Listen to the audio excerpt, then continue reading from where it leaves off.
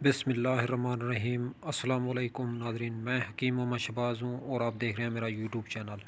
تو آج بات کر لیتے ہیں جو ہے چنے کے حوالے سے۔ چنے کو گھوڑوں کی خوراک بھی کہا جاتا ہے زمانہ قدیم کے اندر۔ تو پہلے زمانے کے اندر جو ہے پہلوان لوگ اس کو چنے کو استعمال کیا کرتے تھے۔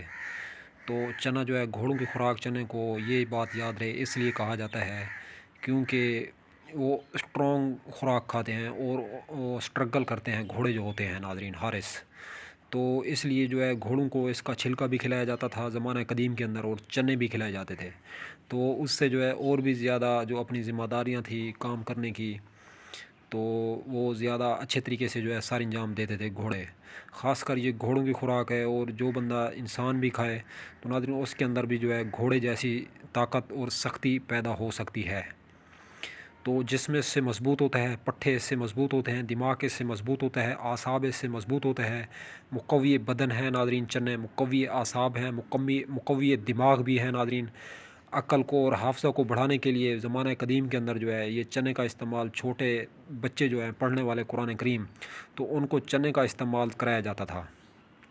اب تو کیونکہ اس کا رواج کم پڑ چکا ہے، اس لیے جو ہے بیماریاں جو ہے میکسیمم بیماریاں جو ہے انسانوں کو گھیر رہی ہیں، اور دماغ کمزور ہو رہے ہیں، اور جو اینک ہے ناظرین یہ زیادہ سے زیادہ لگ رہی ہے کیونکہ نگاہ جو ہے کمزور ہو رہی ہے۔ تو چنا جو ہے دماغ کو بھی طاقت دیتا ہے، نگاہ کو بھی طاقت دیتا ہے۔ یہ بات جان لیں، جو چیز دماغ کو طاقت دیتی ہے تو وہ نگاہ کو ضرور طاقت دیتی ہے ناظرین۔ اگر کوئی آدمی چنا جو ہے شہد کے ساتھ مکس کر کے استعمال کرے برابر وزن میں 2-3 چمچ، تو ناظرین اس کو جو اینک لگی ہوئی اینک بھی اتر جائے گی، کیونکہ آہستہ آہستہ جو اعصاب ہے، دماغ ہے، اس کا مضبوط ہوتا رہے گا۔ تو چنے کو شکر کے ساتھ بھی استعمال کیا جاتا ہے، ویسے اکیلا بھی استعمال کیا جاتا ہے۔ تو زبردست اور بیسٹ طریقہ یہ ہے، 1 چمچ شہد اور 25 گرام چنے، ان کا جو ہے چنے کا پاؤڈر کر لیں، اور شہد دودھ میں ڈال کے 1 پاؤ دودھ میں اس کو پکا کے اچھے طریقے سے اس کو پھر کھائیں ناظرین۔ یہ اور بھی زیادہ طاقت دیتا ہے ناظرین دودھ کے ساتھ چنا۔ دودھ کے ساتھ چنا جو ہے پکا کے استعمال کرنے سے پورے بدن کو فائدہ دیتا ہے ناظرین۔ بال اگر گر رہے ہیں تو بال بھی رک جاتے ہیں، تو سکیننگ کے پرابلم ہے تو وہ بھی ختم ہو جاتے ہیں۔ اور ناظرین یہ غریبوں کے لیے یوں سمجھ لیں بادام ہے، بادام، اور بہت زیادہ طاقتور چیز ہے۔ اور اس کے اندر جو کیمیائی تجزیہ سے معلوم ہوا ہے، اس کے اندر جو وٹامن کی لسٹ ہے وہ تھوڑا سماعت فرما لیں۔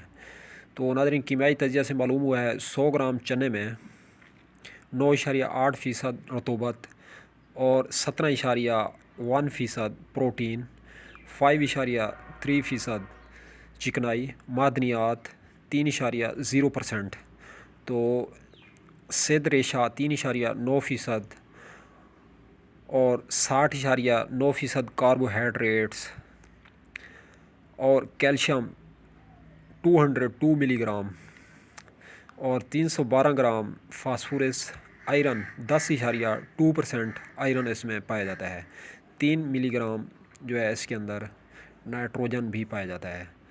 تو ناظرین یہ تو تھی اس کی وٹامن کی لسٹ۔ تو اس کے اندر یہ وٹامن جو ہے انٹرنیشنل ایلیمنٹ یونٹ بھی اس کے اندر پایا جاتا ہے۔ اور اگر آپ لوگ جو ہے چنے کو دودھ کے ساتھ استعمال کرتے ہیں تو آپ کو جو ہے چنے سے اور بھی زیادہ بینیفٹ اور فوائد حاصل ہو سکتے ہیں۔